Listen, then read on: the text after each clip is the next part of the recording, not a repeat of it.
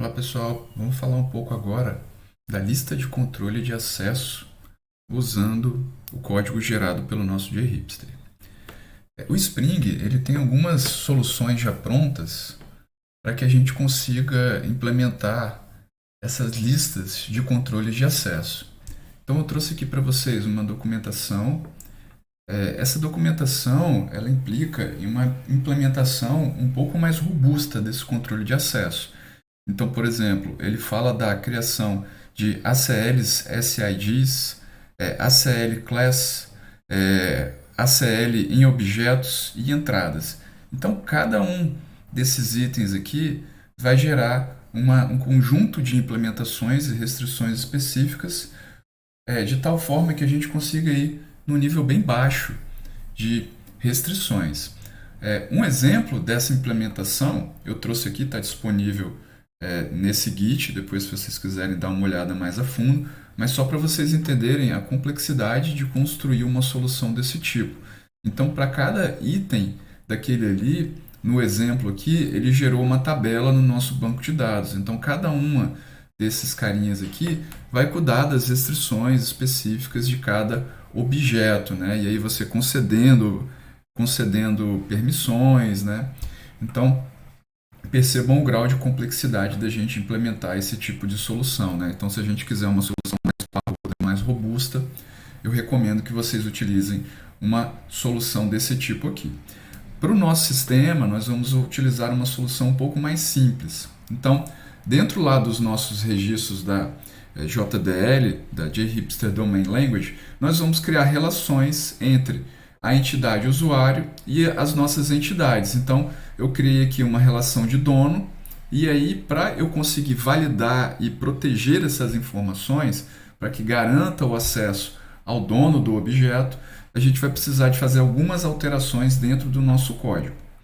Então, pessoal, a solução um pouco mais simples que eu estou trazendo para vocês está sendo representada por essas três entidades aqui: User Owner Restrictions, uma interface que tem as estratégias de restrições e a implementação dessa estratégia de restrição. Então, tanto de adicionar o ID do usuário quanto no filtro, para eu poder adicionar o ID do usuário para quando, por exemplo, eu estiver aqui usando um serviço de tarefas, por exemplo, numa criação, numa atualização, pedindo todas as tarefas, numa contagem de tarefas, impedir uma tarefa específica e uma remoção de uma tarefa, que eu consiga restringir com essa classe aqui. Então, essa classe ela vai ficar responsável por fazer as restrições em cima de cada uma dessas ações que o meu usuário pode fazer num recurso específico.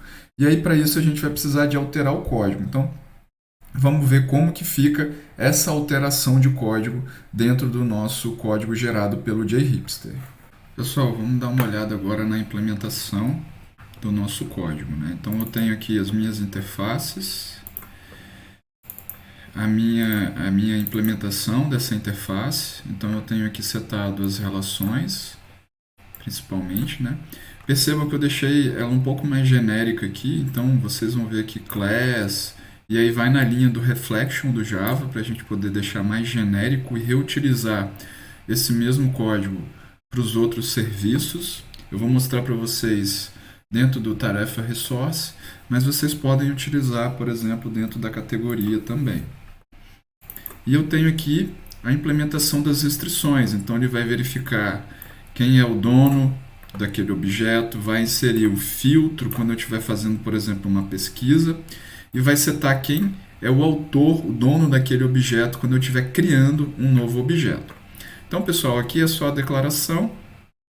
Interessante aqui também é que nós estamos utilizando a injeção de dependência, que é uma ferramenta que o Spring já traz para a gente. Então, quando eu declaro aqui o repository, declaro aqui como atributos da minha classe e coloco esses caras aqui como parâmetros do meu construtor e seto eles aqui, esses objetos eles já estão instanciados de forma automática.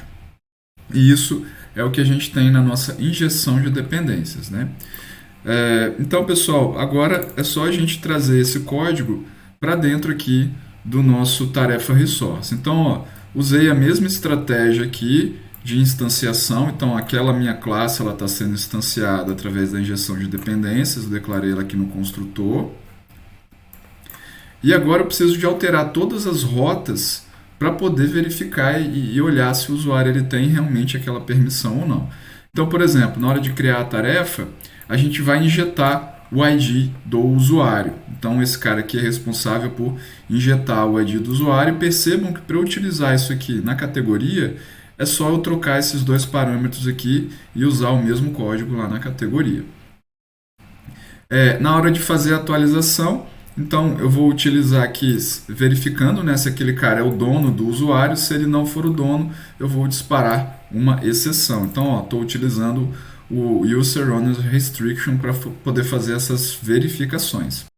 Temos também aqui a parte do pegar todas as tarefas, né? Então, dado que eu estou pedindo todas as tarefas, eu vou setar um filtro de ID de usuário. Então, somente os usuários com esse ID, né, as tarefas que esse usuário ele criou, né, que tem relação com o dono e o usuário, é que vão ser retornados aqui. Então, eu estou inserindo um filtro aqui, pessoal. Contador de tarefas é a mesma coisa, né? Então, eu vou inserir um filtro. Na hora de eu pegar uma tarefa específica, eu vou verificar se aquele usuário é o dono daquela atividade. E na hora de remover, eu também vou verificar se ele é o dono daquela atividade. Então, pessoal, com todas essas alterações, eu tenho agora aquela implementação de restrição de segurança dentro da minha solução do JHipster.